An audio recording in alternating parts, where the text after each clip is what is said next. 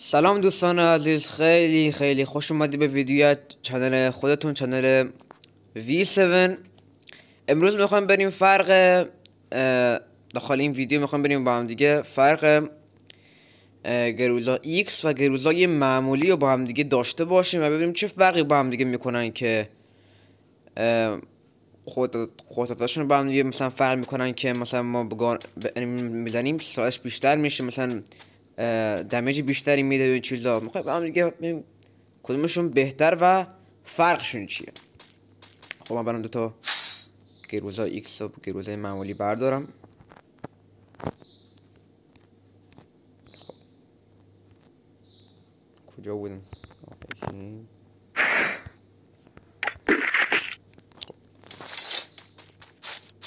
و اینجا میایم فرقشون رو تست کنیم.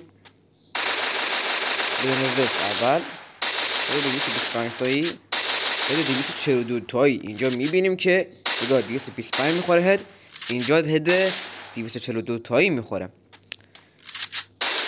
خب بخواه وستشون هم یه چکی کنیم ببینم. یه وستشون هم 41 44.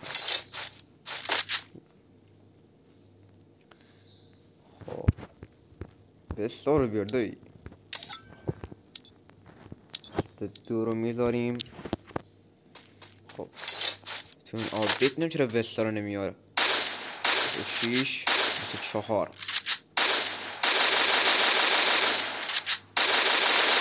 داخل ریت من خود چیزی نمیبینم. من 26 تایی بعد واقعا 44 تایی میشه. حالا دو دمیج کمتر از گروزای معمولی.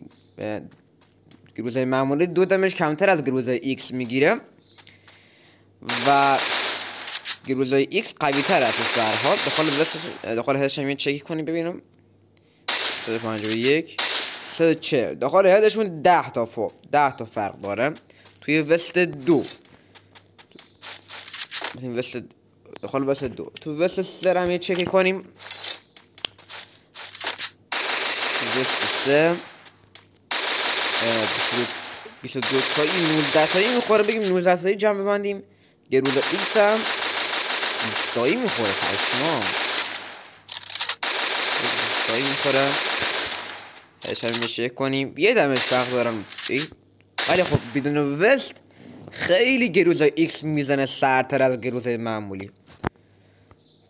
20 129 اینجا 9 دمج برای اون موقع 10 دمج فاصله بود، الان 9 دمج فاصله، یک دمج کمتر شد. خب دوستان عزیز، امیدوارم از این ویدیو لذت برده باشید. به هر حال گروزا X قطعا بهتر هستش. داخل کامنت ها بنویسید که چه گان هایی رو با هم دیگه بیام تست کنم دوباره. تو کامنت ها حتما بنویسید. این ویدیو رو هم حتما لایک کنید، کامنت بذارید، سابسکرایب کنید حتما چنلمون رو که سریع به 1K برسیم. و خیلی ممنون از حمایتاتون که تا الان ما رو حمایت کردید. این ویدیو هم برای دوستانتون بفرستید. تا ویدیو بعدی شما رو به خدا یکتا میفرستم.